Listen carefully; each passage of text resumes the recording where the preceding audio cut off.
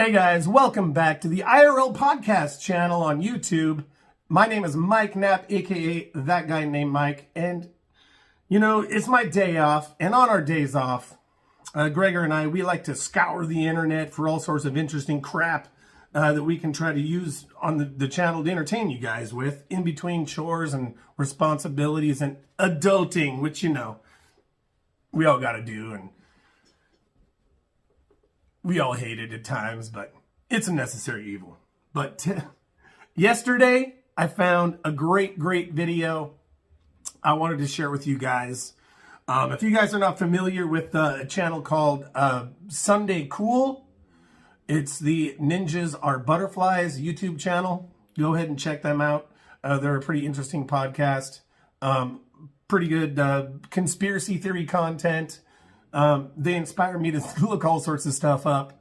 But I wanted to share this video on the Mandela effect. And I know the Mandela effect's been done for years, and I've kind of been on the fence with the Mandela effect thing, to be honest with you.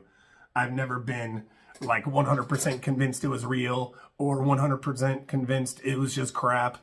But this one I thought was super interesting. And I'm going to go ahead and not talk about it anymore. I just want to go ahead and play it for you guys. And then we'll talk about it. And then you'll get my 2 cents worth here in a second. So, Sunday Cool, Ninjas Are Butterflies. Check them out. This is their latest video on the Mandela effect, and this one is the Fruit of the Loom logo. And yeah, this is one of those ones where I was like, and then I looked things up, and it gets bad. So here it is. Go. Have you heard the conspiracy theory around the Mandela effect? This woman gave the example of the Fruit of the Loom logo. She said the Fruit of the Loom logo used to have a cornucopia in it. It did, didn't it? Here's the thing. Fruit of the Loom was like, we've never ever had that. That's impossible. This chick went so crazy about it. Like, she was talking to her therapist, and her therapist is like, chill out about Fruit of the Loom. Yeah. She was like, I'm not kidding. It has a cornucopia in it, and I'm gonna die on this hill. She went through her whole closet and like friends' closets and stuff, and she finally found a t-shirt that had the Fruit of the Loom logo with a cornucopia. No way. And she went as far as to go look at the old like trademarks and stuff and found an illustration of the cornucopia. Dude, what is up with that? Why are they gaslighting us? The theory is it's a giant experiment to see how easy it is to erase history. I mean, that's 100% probably a real thing. So Yeah. be stubborn. It's Bernstein Bears. Yes. Yeah, not Berenstain. Okay, so you know me. I had to look some of this stuff up, and wow. So first thing I did is I just looked up the logo, okay, with cornucopia, and bam, easy to find. There it is, okay.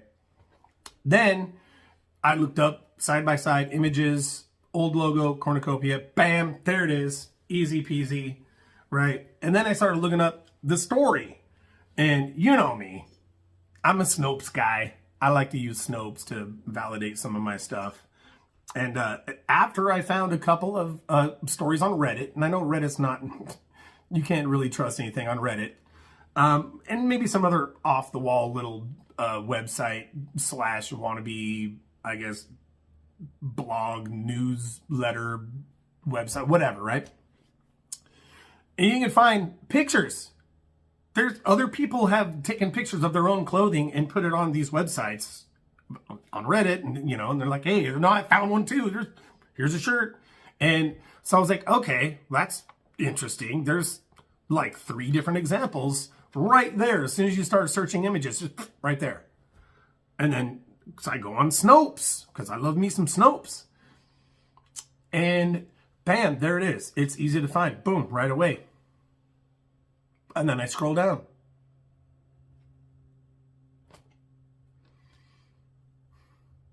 And I go back to the dude, and he's like, why are they gaslighting us? And then they start alluding to this whole erasing history thing. And then I remember seeing a video that was posted by a gentleman.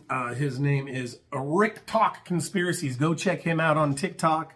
I love his videos. And man, they're well put together. Some of the books and stuff that these guys find for this stuff is crazy. I mean, they actually show some of the books. Not him, but there's another guy I'll find and post some of his videos too. But he actually has the books, and he opens the books and shows you the pictures. And a lot of it's the same content as Rick Talk Conspiracies. And he has one about this great 1800s reset. And the first time I watched it, I was like, huh. But now, after I've watched this Ninjas with Butterflies, I'm almost like,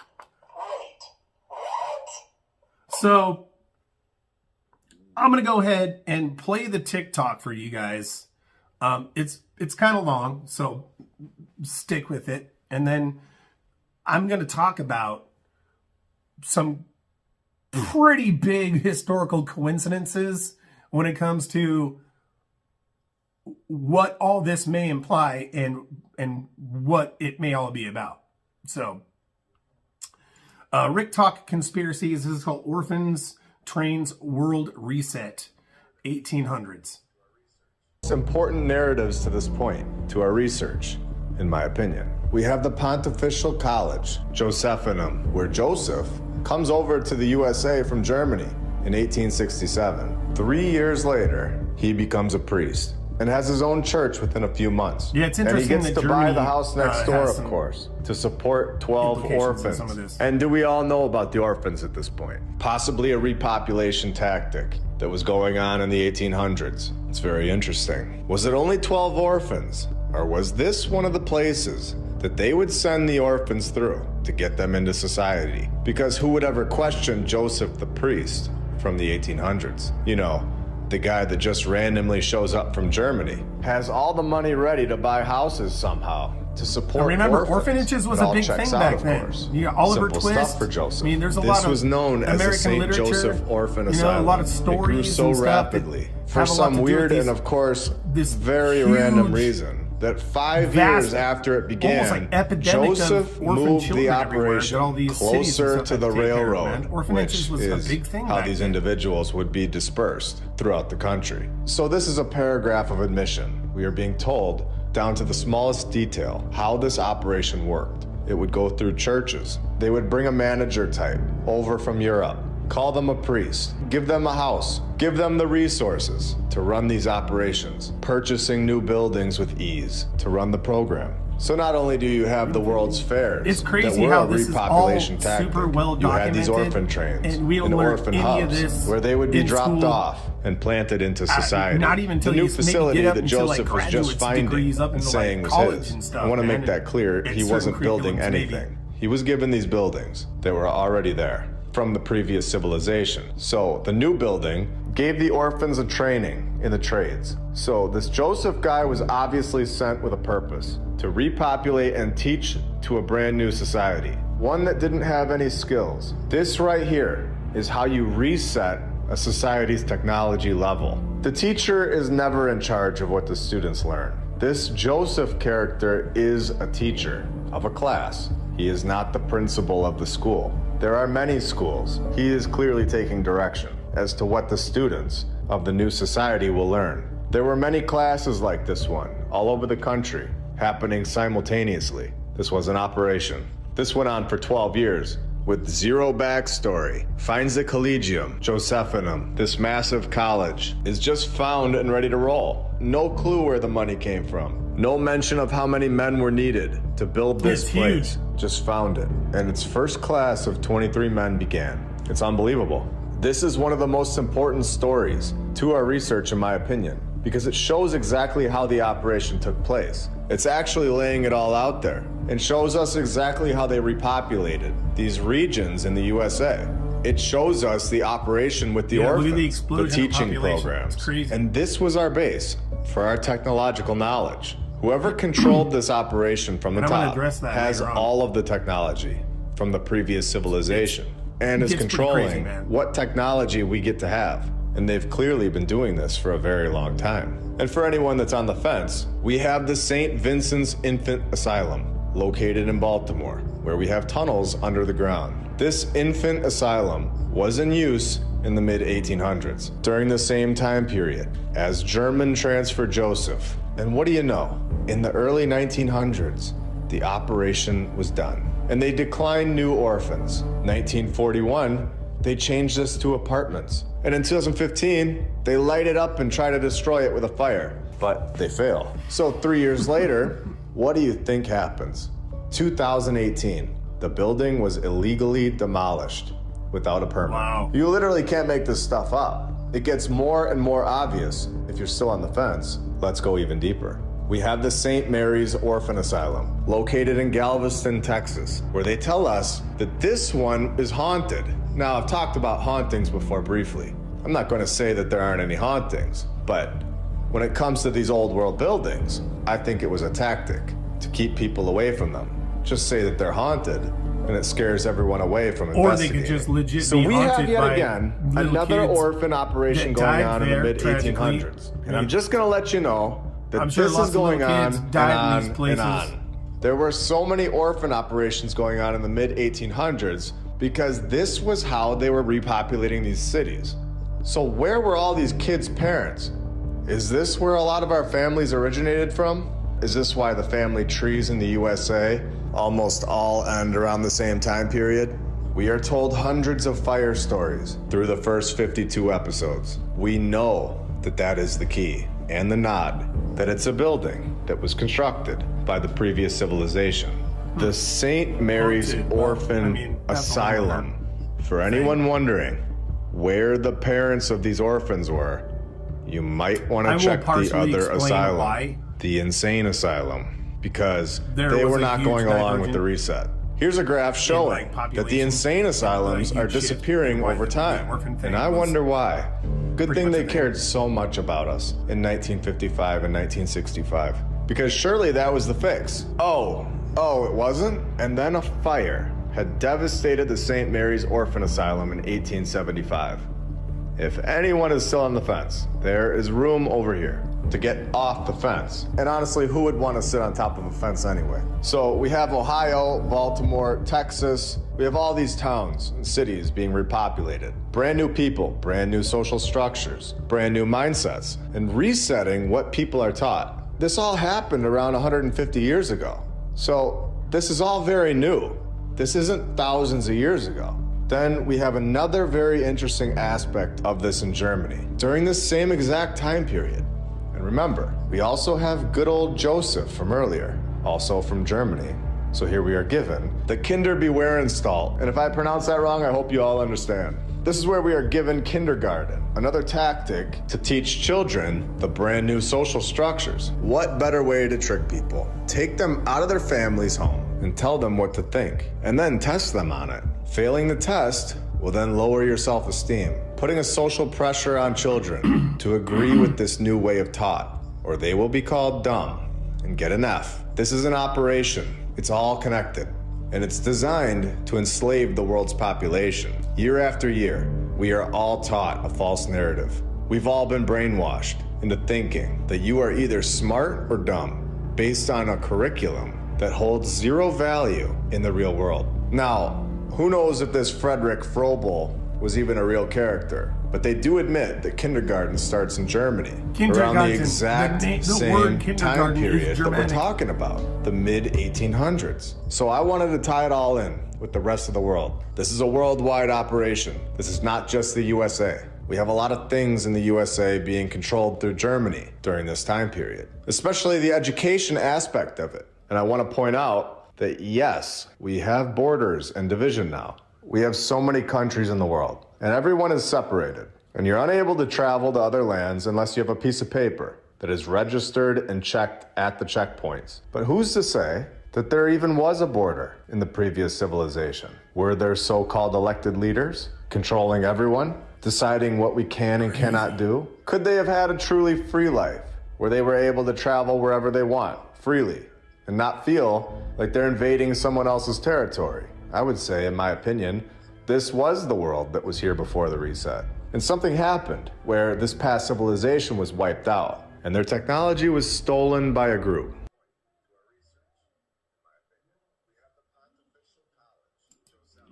Okay, so first off, where did all these orphans come from, right? That was one of my first questions, and that's, you go into like comments and all these people are like, where all these kids come from? So let's go through it, right? I wrote some of the stuff down, and I got a screenshot up here I'll show. So right off the bat, 1890, you have the first Franco-Dahomean War. Lots of people died. 1892 to 1894, second Franco-Dahomean War. Again, more people are dying. 1894 to 95, the Sino-Japanese War. Again, more people dying. 1897, the Greco-Turkish War. People are dying. 1898, the Spanish-American War. People are dying. And 1899 to 1902, Second Boer War. And you remember what happened right after the 1898 Spanish-American War as the Spanish flu, which was the pandemic 100 years ago, very similar to the one we just went through, except way deadlier. And so basically, here's the thing. All these people had kids. Most of these people had children. So where did all their kids go? They got scooped up and sent into churches because a lot of the churches were the first orphanages. And so if you want to take a particular type of socially engineered way of thinking and you want to spread it into the United States, where it's still expanding to the West, there's still a lot of unused land and property. There's still a lot of money to be made in social engineering that you can do to kind of create a society that helps you keep your dominance. So I looked that up, and this is what I thought was very interesting. During that time in the United States, the industrialized workforce expanded from 2.5 million to 10 million almost overnight. And this is like this is like the aftermath of these wars. Okay. So what we have is we have a lot of these orphan kids here going through these churches and then getting shipped out to things like world fairs.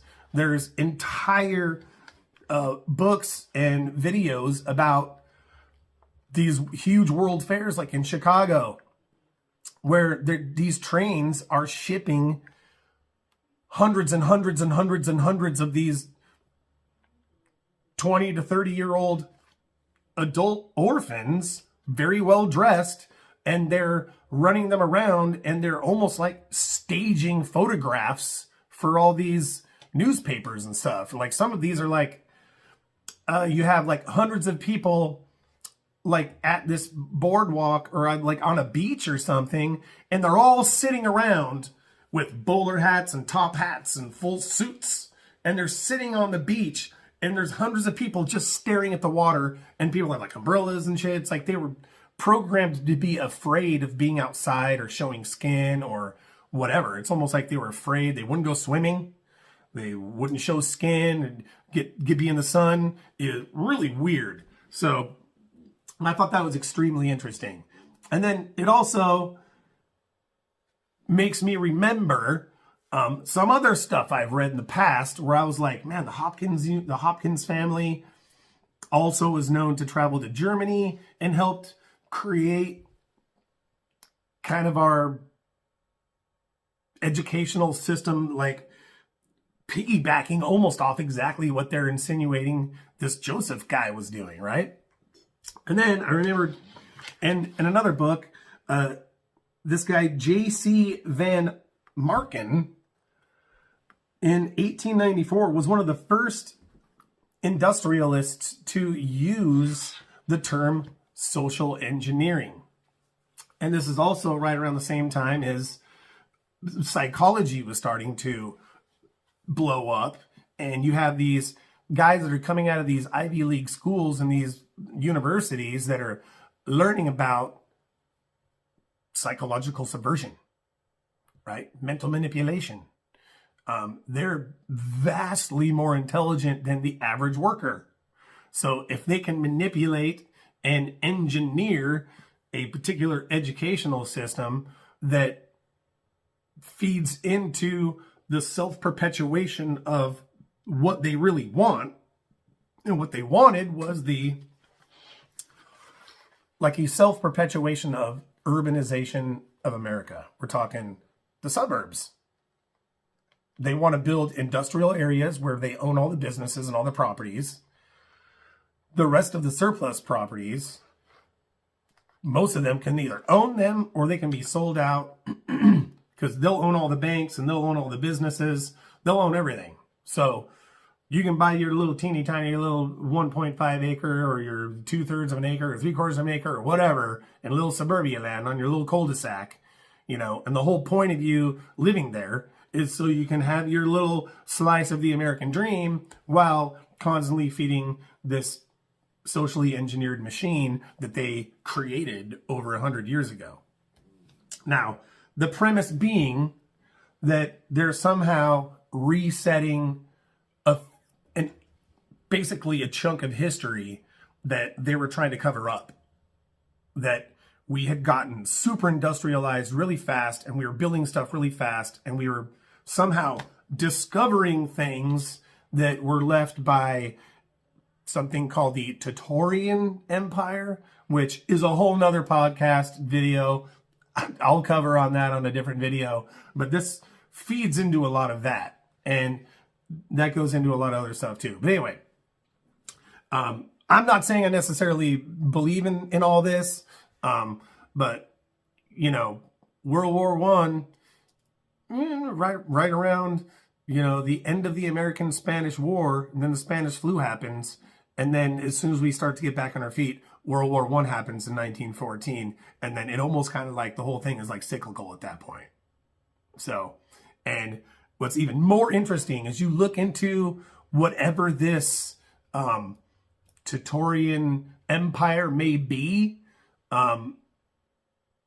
it may actually tie into a book and an assertion. Well, there's a book called the Fourth Turning, and go ahead and check that book out. That's again a whole nother video. But a lot of the dots that you can try to connect on some of the stuff is just mind-boggling. So, but anyway, that's all I got for you guys this time. I hope you enjoyed the video. Go ahead and please hit like and subscribe and share with some of your friends and stuff and whatnot. And before you know it, me and Gregor will be back, and we'll be bringing hopefully another What Would Dolan Do, and got some Florida stuff to talk about. And I got to cover India going to the moon and why they actually went. It's super interesting. So stick with us, guys. We'll be back. Until next time, keep it strange, y'all.